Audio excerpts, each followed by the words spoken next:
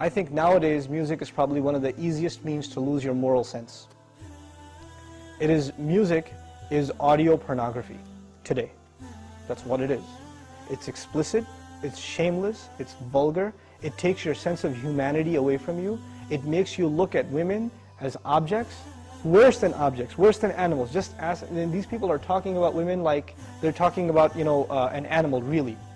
It objectifies women, and especially I've noticed a lot of the brothers that I know of, Muslims, that are really into the hip-hop scene, and they're kind of doing the hifz of the song, right? They're memorizing the song, and they're really good at reciting it with perfect tajweed too, right?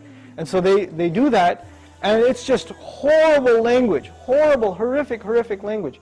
The only simple response I have to that, if you have any regard for the Book of Allah, that you really think it's from Allah, بِئْسَ الْإِسْمُ الْفُسُوقُ بَعْدَ الْإِيمَانِ.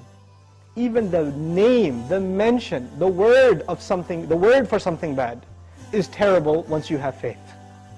Even the mention of something terrible is horrible for you, it's harmful for you after you have faith. You have to have a clean tongue.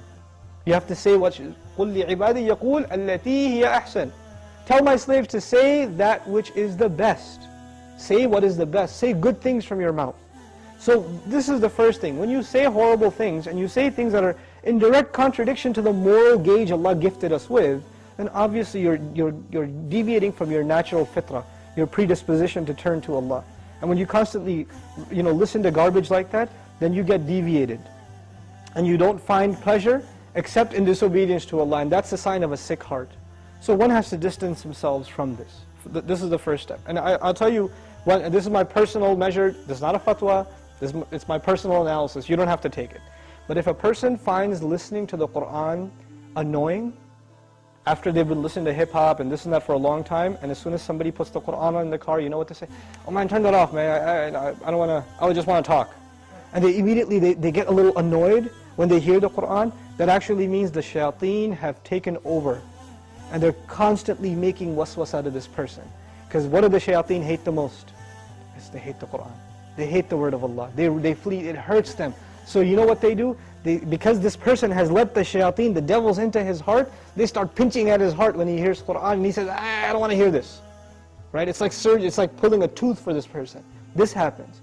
When you try to give this person a reminder from Allah's word, they get annoyed by it, like agitated, like an allergic reaction. Why? Because they've let the shayateen in. To let them out, the first thing you got to do is stop supplying them with fuel. This is fuel. This useless wasting of time, this is fuel for shaitan. They love that you waste your time. They love it. Because the one asset, the one piece of wealth Allah gave every human being is time. And what is music and TV and YouTube and Facebook and MySpace and like Twitter and whatever else?